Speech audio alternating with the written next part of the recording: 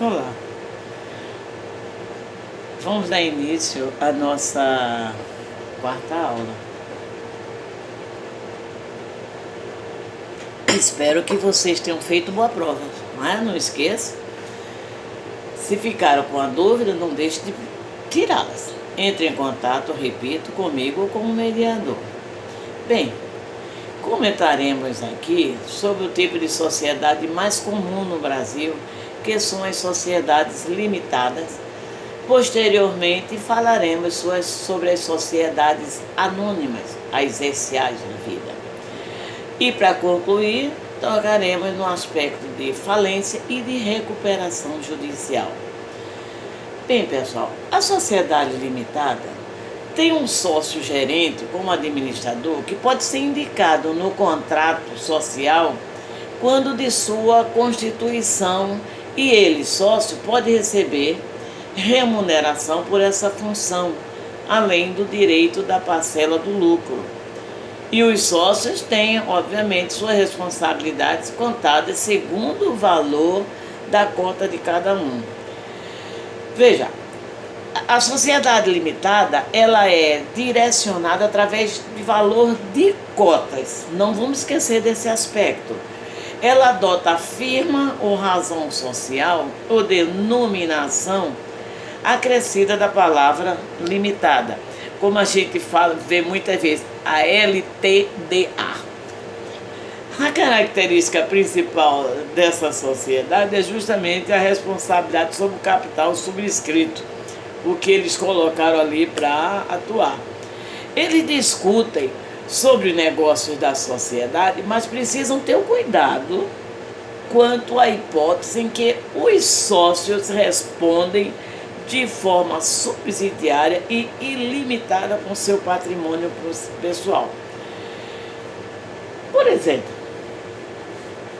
a gente tem que verificar que ele não é ilimitado ou é individual. O que é que acontece? No vídeo, né? Desculpa, né? Nesse tipo de capital que tem o registro da limitada, a gente tem que ter muito cuidado, porque esse pessoal, se for, ele pode ter o patrimônio dele levado. Por exemplo, se ele tem um problema com o INSS, é um problema de quê? Funcionário, que ele deixou de recolher o valor muito alto, e isso aí ele pode ter envolvido os seus bens patrimoniais. Veja, eles discutem sobre o valor da sociedade, eles procuram, respondem de forma ilimitada para o seu patrimônio pessoal. Então, no caso que eles não tenham condições de fazer o recolhimento, vamos dizer, dessa parte do INSS, de uma dívida com o empregado, ora, ele vai responder justamente na justiça, porque vai justamente retirar alguma parte do capital que eles possuem, porque é o patrimônio dele. Ele tem, sabe, esse pessoal que é limitado hoje, ele tem uma situação, melhorou bastante com a criação, por exemplo, o microempresário da Eireli.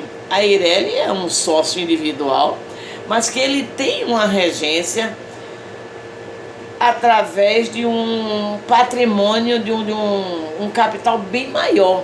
E ele tem muito mais sucesso através de banco, de buscar empréstimo, de atuação lá fora. Por quê? Porque o capital dele foi estendido. Ele não fica limitado. Ele pode atuar com um capital bem maior. Mas é preciso ter cuidado. Porque pode ter envolvimento do seu patrimônio nas dívidas que eles realmente não tenham condições de resolver. O próprio nome, né,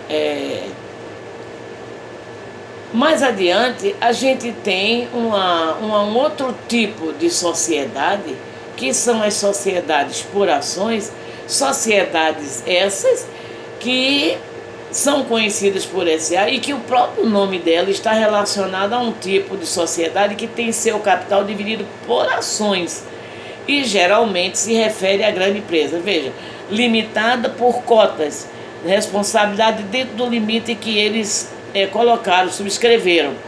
E o pessoal da SA, o seu capital é dividido por ações essas que tem registro, né? E ações essas que fazem com que elas sejam de dois tipos, abertas ou fechadas. As abertas, porque elas têm registro justamente na Comissão de Valores Mobiliários. E as fechadas não, são mais restritas, são mais difíceis da pessoa entrar. O nome comercial dessas sociedades, eles adotam uma denominação e pode usar também o nome de fantasia seguido da expressão SA ou companhia. O que faz diferença das SAs pelas comanditas por ações que vocês devem ter lido no livro trecho é que seus dirigentes necessariamente não precisam ser sócios da empresa. Outro detalhe, veja gente, o assunto é tão extenso nesse aspecto, quando a gente fala das companhias abertas e fechadas, falamos também dos sócios que podem ser majoritários e minoritários.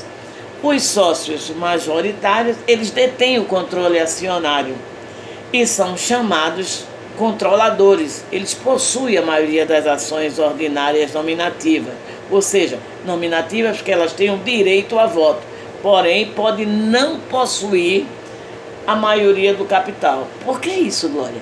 Sim, porque eles podem ter até 2/3 do capital social, pode ser de ações preferenciais sem direito a voto.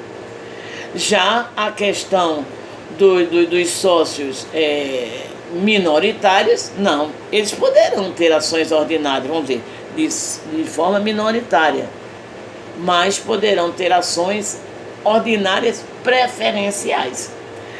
As SAs, elas podem ser formadas por transformação, por fusão, por cisão, consórcio, sociedades coligadas, grupos de sociedades. É um número enorme na qual elas podem ser transformadas.